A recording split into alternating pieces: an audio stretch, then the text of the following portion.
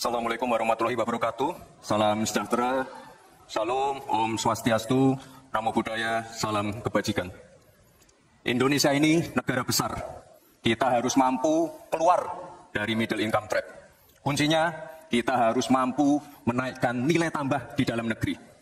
Di tengah gempuran resesi global, perang dagang, konflik geopolitik, rata-rata pertumbuhan ekonomi negara kita tetap resilient di rata-rata 5%.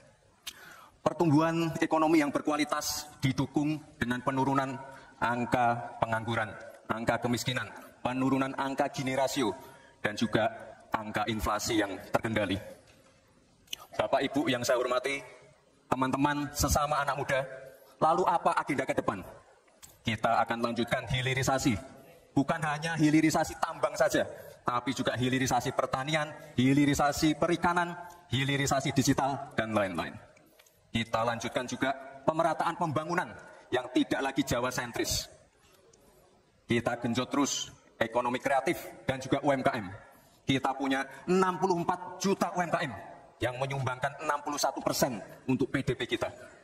Jika 4 langkah tadi bisa kita penuhi, insya Allah akan terbuka 19 juta lapangan pekerjaan. Pemerataan pembangunan itu wajib. Sekarang investasi yang ada di luar Jawa sudah ada 53%. Pembangunan IKN yang berkelanjutan ini akan membuka titik pertumbuhan ekonomi baru, akan membuka akses dan juga konektivitas, sekaligus membuka lapangan kerja. IKN ini bukan hanya saja membangun bangunan pemerintahan, tapi juga sebagai simbol pemerataan pembangunan di Indonesia, dan juga sebagai simbol transformasi pembangunan Indonesia. Bapak dan Ibu yang saya hormati, saya juga berkeyakinan suatu saat nanti Indonesia akan menjadi raja energi hijau dunia. Dengan terus mengembangkan biodiesel, bioaftur dari sawit, bioetanol dari tebu, sekaligus kemandirian gula. Untuk menuju Indonesia emas, dibutuhkan generasi emas. Kita harus mampu merubah future challenge menjadi future opportunity. Kita harus punya future talents yang dilengkapi dengan future skills.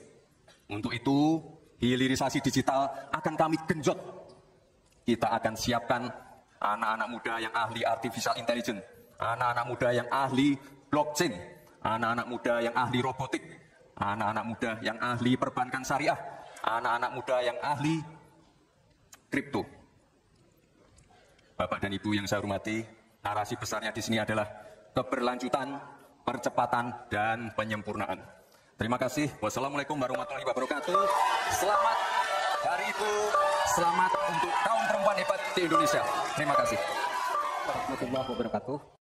Mari kita bersujud semuanya, saudara-saudara di seluruh Indonesia, kepada Ibu kita dalam rangka mengucapkan selamat Hari Ibu 22 Desember 2023 ini. Dan sesudah ini kita lanjutkan pengabdian kita kepada Ibu Pertiwi. Ada yang bertanya kepada kami, mungkin tidak Anda mentargetkan mendapat pertumbuhan ekonomi 7% di dalam 1 tahun. Karena di dalam sejarah reformasi tidak pernah sampai tumbuh sebanyak 7%. Dulu hanya itu dicapai pada tahun 89 sampai 91 di era Orde Baru. Lalu pertanyaan itu saya sampaikan kepada beberapa orang ahli, lalu mereka mengatakan hanya karena kebodohan kita ini tidak bisa menaikkan pertumbuhan ekonomi menjadi 7% karena kita ini kaya raya dengan sumber daya alam dan sumber daya manusia yang hebat. Masalahnya apa? Masalahnya banyak korupsi dan inefisiensi di sektor-sektor pertumbuhan ekonomi, yaitu di sektor konsumsi, belanja pemerintah, ekspor impor, dan investasi. Jadi dengan demikian karena banyak korupsi, dan itu memang betul terjadi. Coba lihat, berdasar hasil SIGI, Transparansi Internasional, korupsi terjadi di lembaga legislatif, eksekutif, dan yudikatif secara besar-besaran. Korupsi juga terjadi di 3 metra alam kita ini. Kita menginjak bumi, ada korupsi di tanah dan pertambangan. Kita ke laut, ada korupsi di masalah kelautan. Kita melihat udara, pesawat terbang kita, ternyata di udara juga banyak korupsi. Akibatnya apa? Rakyat miskin. Saya ketemu dengan seorang bernama Teddy dan Joni di Padang, seorang atau dua orang pegawai angkutan perusahaan truk, menyatakan tidak pernah bisa mendapat subsidi minyak yang disediakan oleh negara karena tidak pernah sampai di korupsi.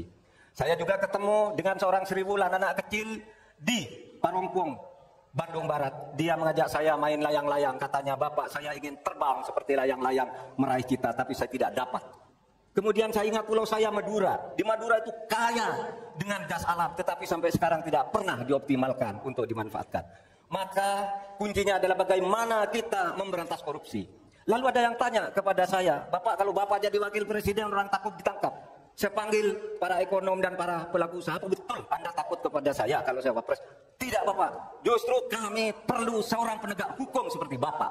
Kenapa? Kami kalau mau investasi di Indonesia ini diperas. Mau berusaha ini diperas. Kalau kami bayar padahal diperas, lalu ketahuan kami ditangkap katanya kami menyuap." Itulah Indonesia ini pada saat ini. Oleh sebab itu, saudara sekalian, kita harus lawan korupsi. Memembang istilah anak muda, "Hai koruptor, kutabrak kau. Hai wir, mundur kau wir. Nah korupsi, saya tabrak." Saudara sekalian, ini semua dalam rangka agar terjadi pemerataan seperti ketentuan pasal 3 Undang-Undang Dasar. Di Al-Quran disebut, "Kaila yakuna dulatan bainal a'yanikum." Jangan biarkan kekayaan itu hanya beredar di antara orang kaya. Selesai. Baik. Assalamualaikum warahmatullahi wabarakatuh. Selamat malam, salam sejahtera untuk kita semua. Harusnya saya bicara pada debat yang pertama. Tapi hari ini saya sungguh bersyukur akhirnya bisa bertemu. Tapi jangan salah paham, bukan karena saya ambisi jadi presiden. Tapi karena saya punya pelajaran yang penting selama saya berjuang di politik. Apa itu? Saya menyaksikan dan menjadi bagian dari adanya pemerintah yang memiliki kewenangan mutlak, terutama pimpinan tertinggi, untuk bisa menghadirkan keadilan dan kemakmuran rakyat. Inilah yang disebut sebagai selepet menjadi bagian dari kewenangan untuk menghadirkan kemakmuran dan keadilan. Selepet itu seperti sarung yang saya bawa ini. Bisa di kalangan santri, bisa membangunkan yang tidur, menggerakkan yang loyo, dan sekaligus mengingatkan yang lalai. Alhamdulillah, Gusti Allah memberi kesempatan saya untuk bersama-sama Mas Anies yang memiliki pemikiran yang sama untuk terwujudnya perubahan dan perbaikan. Bahkan kami berdua seperti botol dengan tutupnya. Jangan salah, selepet itu disrupsi. Disrupsi itu adalah awal dari perubahan. Bayangkan, 100 orang Indonesia kekayaannya di atas 100 juta jumlah penduduk Indonesia. Artinya ini keadaan yang tidak adil. Ini harus kita selepet. Kita juga harus punya keyakinan bahwa 100 orang yang kaya ini kita pajakin bersamaan dengan kita turunkan pajak kelas menengah di Indonesia.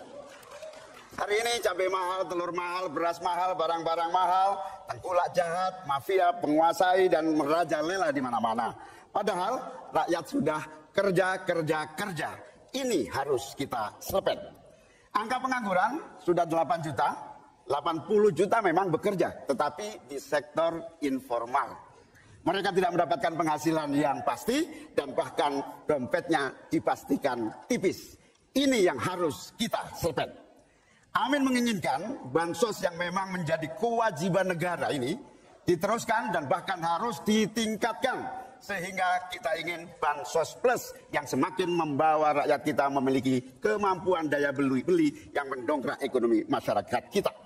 Insya Allah, Amin akan memastikan 5% anggaran dari APBN atau sekitar 150 triliun kita khususkan untuk kaum muda Indonesia. Kamu yang memiliki energi besar untuk menjadi bagian terdepan bagi kemajuan bangsa kita. Salah satunya adalah kamu, kredit usaha anak muda yang diberi kesempatan untuk mengakses sebanyak-banyaknya menjadi pelaku ekonomi yang baik.